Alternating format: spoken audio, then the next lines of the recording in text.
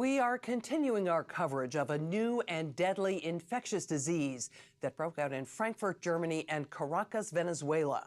2 days ago, the World Health Organization responded by declaring a public health emergency of international concern, a highly unusual step and an indication of its deep worry. Here are the numbers. In Frankfurt and Caracas, the illness has killed an estimated 50 people. There are 400 confirmed or probable cases, with additional reports of suspected but unconfirmed cases. The illness first appeared in Frankfurt about 4 weeks ago. The patients were initially diagnosed with viral encephalitis, a kind of brain infection. Some also were suffering from pneumonia. The first death occurred within days. In Germany, there have been several clusters of cases within families and at workplaces. At least 4 of the dead were healthcare workers who had treated patients infected with the disease. Based on this, German authorities have concluded that the illness is likely spread to person, probably through inhalation of the virus. Our medical reporter Emily Schmidt is at the CDC in Atlanta with more. Emily, what can you tell us? Jean, CDC officials tell us that most cases are occurring in healthy adults, but there are some cases in children and the elderly. 3 U.S. Air Force service members at Ramstein Air Base have been diagnosed with the disease. Multiple hospitals are involved in Germany, including the U.S. Army's Landstuhl Regional Medical Center. Patients are being placed in respiratory isolation. Many worried well are showing up at emergency departments and clinics. Public health authorities in Germany have been working to isolate the sick and track those who have been exposed. Now, this disease is characterized by fever, cough, confusion, and in many cases, coma, respiratory failure, and death. Initial tests to identify what was causing the outbreak were all negative, but scientists at the Robert Koch Institute discovered a previously unknown virus in the spinal fluid of several of the patients, a new type of para-influenza virus. Para-influenza is a common respiratory virus. It's unrelated to influenza and typically causes colds in adults and croup in kids. It does not normally cause severe illness in otherwise healthy adults. Thanks, Emily. Venezuela is reacting very differently. Authorities there are denying there is an outbreak, despite reliable reports from people in Caracas of hospitals being swamped by hundreds of suspected encephalitis cases. There are no details or accurate numbers for us to report. However, Colombian health officials have confirmed that 3 people who fled to Bogota from Caracas for medical care do have the virus. How is the rest of the world responding? Well, Australia, China, and South Africa are restricting travel from Germany and Venezuela. Health officials around the world are screening travelers and investigating possible cases. As of now, there are no reported cases in the U.S. As you can imagine, this outbreak is major international news. Numerous media outlets are in round-the-clock coverage mode. Some are calling the outbreak a flu pandemic, and one network has dubbed it the German flu, although experts emphasize that para-influenza and influenza are unrelated, and there has never been a para-influenza pandemic. Scientists have now given this new strain a name, Para-influenza Clade X. You are going to be hearing a lot more about it in the days, weeks, and possibly months to come.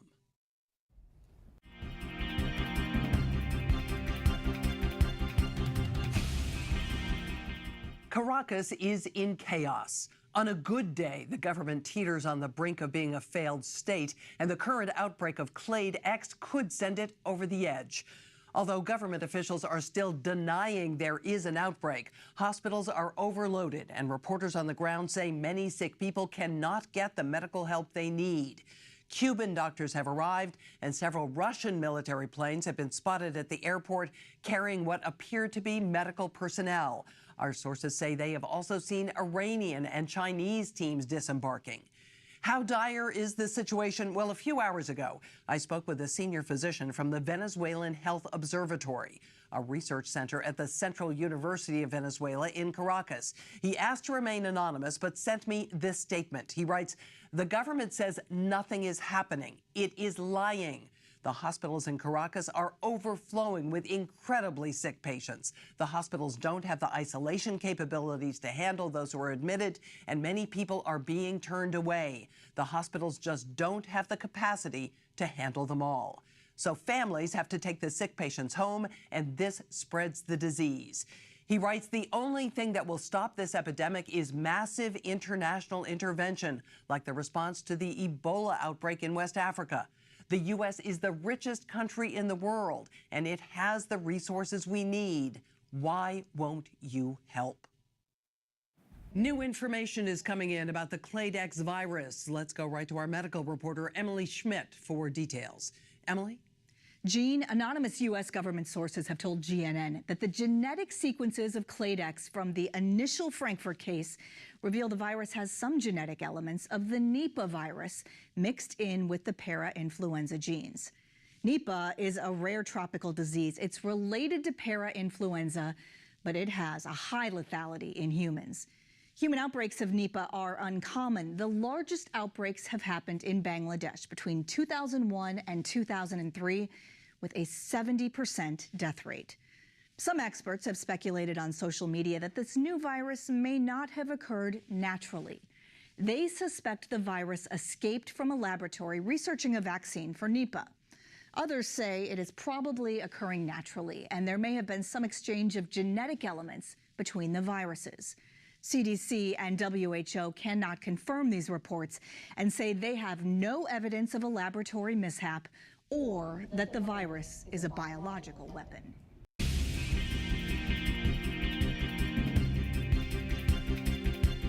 GNN has just learned a group calling itself A Brighter Dawn, or ABD, is claiming responsibility for the creation and intentional release of the Clade X virus.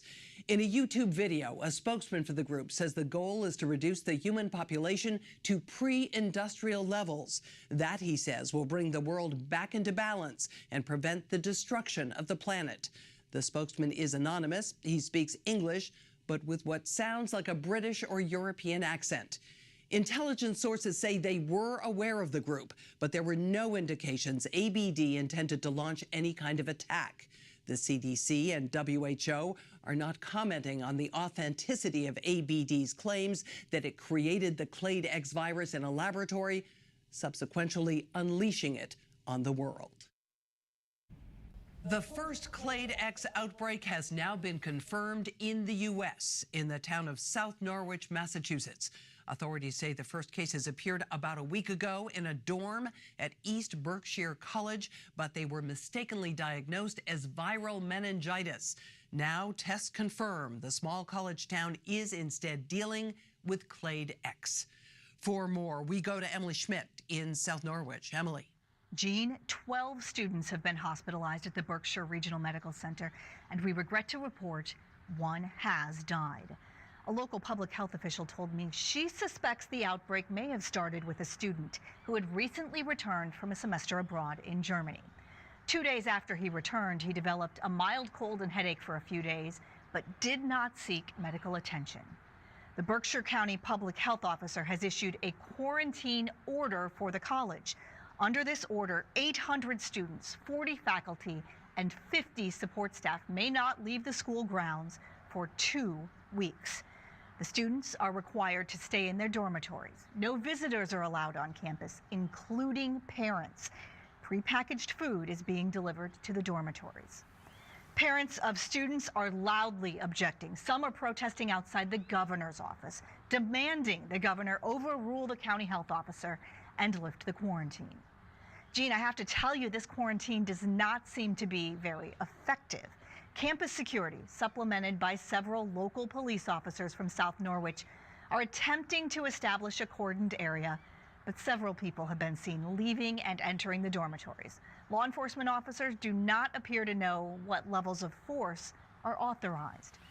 Mary Witherston's 18-year-old, now quarantined daughter is at that college. I spoke with her earlier by phone. This is ridiculous. Look, I'm a law-abiding citizen, but you and I have both seen people leaving those dormitories. I've been talking to my daughter on FaceTime. She's not sick. I do not want her there with kids who may be contagious. Yes. Give us a brief on that. So here is the current global information. The colors on this map indicate the severity of the outbreaks by country. Yellow means few cases, red means many cases. Where we have no colors, we have no reports of cases. Clade X has been reported across Europe and in 9 other countries, including the US. There have been more than 5,000 cases that have been reported globally. The outbreaks in Germany and Venezuela, along with the recently confirmed outbreak in Afghanistan, represent the majority of cases, but more than 800 other cases and 60 deaths have been reported outside of these 3 countries.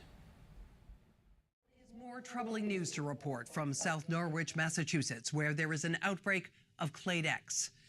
Emily Schmidt is outside the Berkshire Regional Medical Center. Emily. Jean, patients are refusing to be admitted to the hospital because of the Clade X patients here.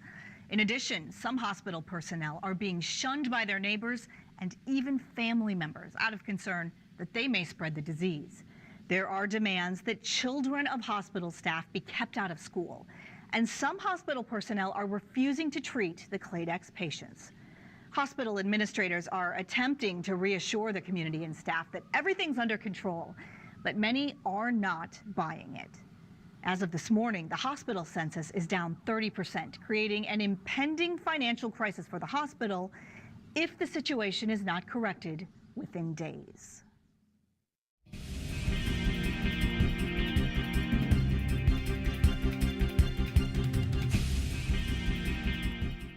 The CDC is now confirming that 2 people have died in a second outbreak of Clade X in the U.S. The center of this outbreak appears to be in Bethesda, Maryland, just north of Washington, D.C. In addition to the 2 deaths, 49 people are currently hospitalized, 19 in Maryland and 30 in D.C.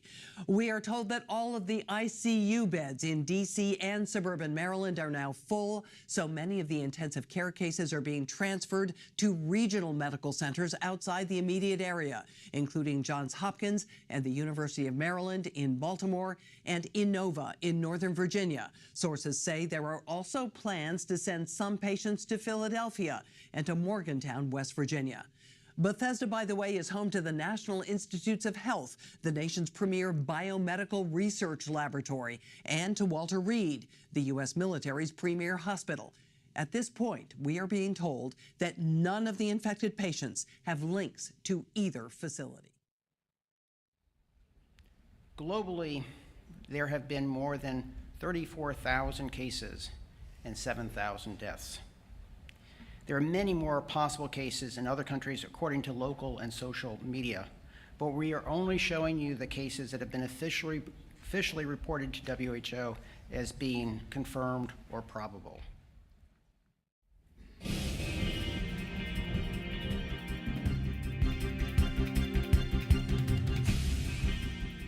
Arizona Governor Betsy Johnson is on the line with us. Go ahead, Governor Johnson. Jean, look, my primary responsibility is to protect the people of Arizona. We have worked very hard during the past several years to make sure we could provide adequate medical care to our residents during a public health crisis.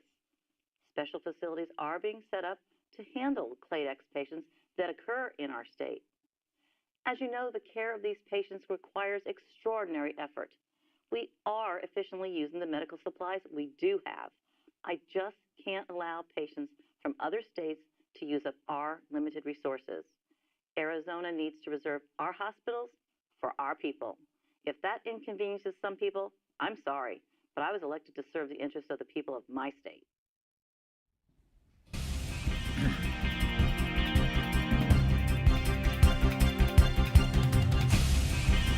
Joining us is Dr. Dana Welsh, CEO of St. Elizabeth's Medical Center in Philadelphia.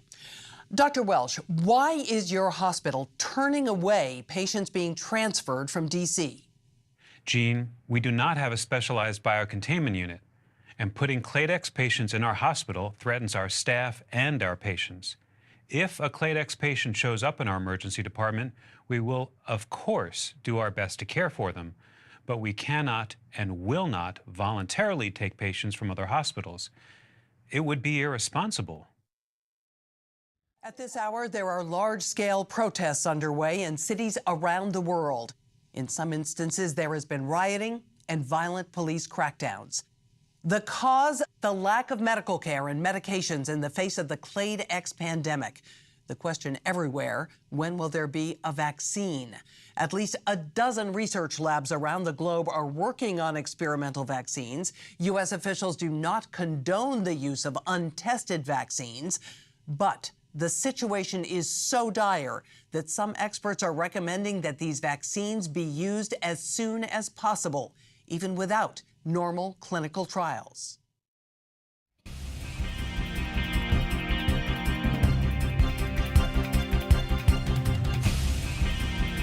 This news just in. At least some of the individuals responsible for the Clade X virus are now under arrest. They are members of A Brighter Dawn, or ABD, the group that had claimed responsibility. However, authorities believe that key members of ABD's leadership may still be at large. In addition, Interpol has announced that after a long and exhaustive investigation, the laboratory in Switzerland where the virus was created has been raided and shut down. It was masquerading as a small biotech firm in an industrial park outside Zurich. The group was traced to the location through interviews with scientists who work in related fields. Some of them told law enforcement that they had long suspected that ABD's scientists might be dangerous, but they didn't know what to do about it or where to report their suspicions.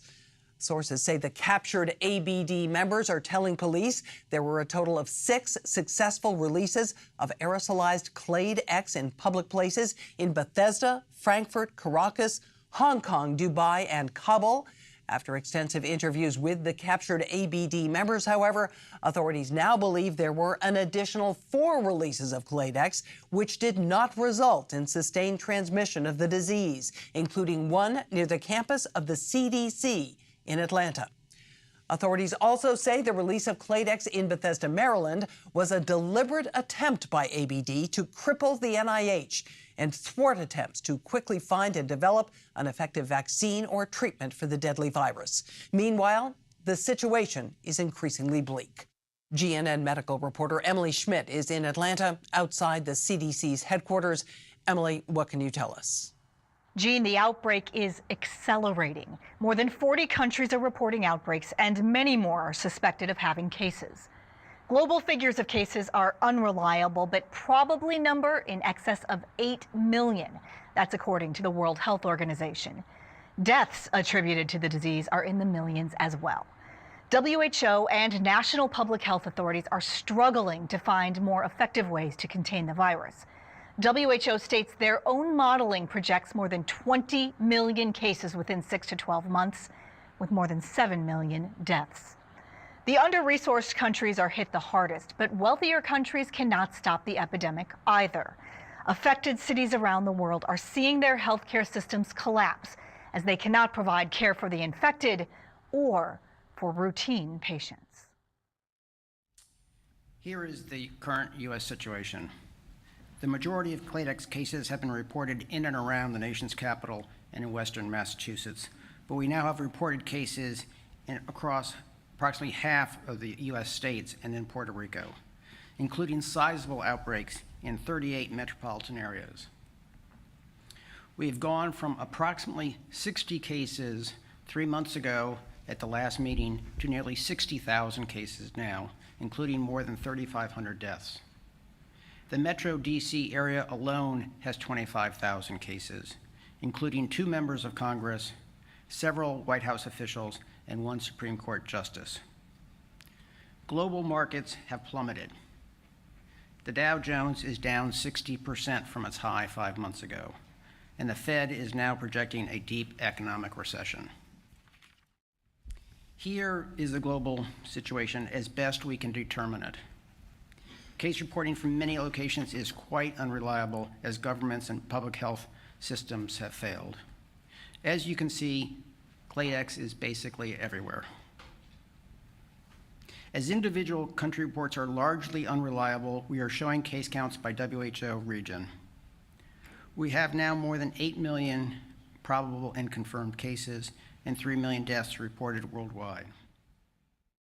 Option 1 prioritizes those with key societal functions in this national crisis, such as government leaders, military, CDC, NIH, healthcare workers, and those making vaccine.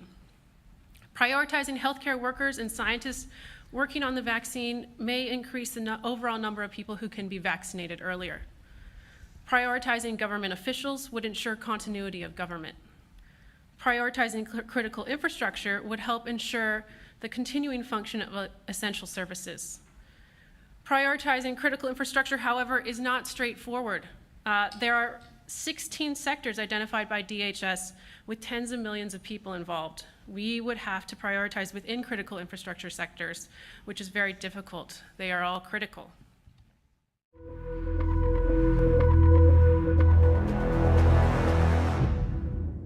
"20 months into one of the worst pandemics the world's ever known, there's still no vaccine to protect people. Hard figures are impossible to come by, but the World Health Organization estimates that 150 million people have died. That's approximately 2% of the global population. For industrial countries, the death rate's a bit lower, but in many low and middle-income countries, the death rate's much higher. As many as 30% of the seriously ill have died. In the U.S., there have been an estimated 82 million severe cases and 15 million deaths. At least 5 million Clade X deaths happened because adequate medical care wasn't available. No doubt, millions of others will have died prematurely from heart attacks, strokes, cancer, and the like. The U.S., along with the rest of the world, is in its worst economic depression in history. The Dow Jones Industrial Average is down 90%, the GDP down 50%, and unemployment is running at 20%. Unemployment would be higher if not for the dramatic shrinkage of the available workforce due to death and disability. U.S. healthcare and health insurance systems, as we knew them, have collapsed. Health insurance companies ran out of capital and couldn't pay their bills, leaving hospitals without operating funds. In addition, most medical supplies are unavailable. Half the healthcare workforce has died, become disabled, or quit. The remaining healthcare facilities can't cope with all the patients, and consequently, death rates are soaring, both for Clade X patients and for everyone else. It was only by nationalizing the healthcare system that basic medical care is still available. The government now pays for, controls, and rations all medical care. The U.S. is in a constitutional crisis. The president remains in critical condition, and while the vice president is out of intensive care, he remains unable to assume his constitutional duties. Therefore, the Speaker of the House is the acting president. Continuity of government is a major concern. 1/3 of the U.S. Congress is dead or incapacitated, as are 2 members of the Supreme Court and senior members of the administration. Government functioning at the federal, state, and local levels has been brought to a near halt. After the failure of the first vaccine that seemed so promising 15 months ago, along with several other candidates, we now see fresh optimism. The Omega vaccine, which has finally been shown to be safe and effective, is just starting to be deployed as fast as it can be manufactured and distributed. 1/3 of Americans are expected to have access to the vaccine in the next 6 to 8 months. Global vaccine distribution and dispensing, which is an enormous undertaking in the best of circumstances, has been slowed in many locations by riots and looting at vaccination sites. Infectious disease specialists seem to agree that once 80% of the people have been vaccinated, the epidemic should be brought under control with an ultimate 20 million deaths in the U.S. These same infectious disease specialists say we're lucky because the virus is similar in some ways to common para-influenza viruses, and only 1 dose of vaccine is needed. The situation in most of the rest of the world is much worse. Massive loss of life, economic collapse, famine, and civil unrest. There's been a mass exodus from cities, adding to the spread of the disease and making vaccination programs even more difficult. The nagging question: what would have happened if we had a vaccine many months earlier? If the first vaccine had worked and started to be deployed at 6 months into the pandemic, the U.S. death toll could have been reduced from an anticipated 20 million to 6 million, with similar reductions in economic and societal consequences. On the other hand, what if years go by without a vaccine? Then, experts tell us that we could eventually see 30 to 40 million deaths in the U.S. and more than 900 million around the world, 12% of the global population. Eventually, once almost everyone's been exposed, the disease will either burn itself out or become endemic, like the dreaded childhood diseases of prior centuries. What the world will look like when it's done is still very uncertain.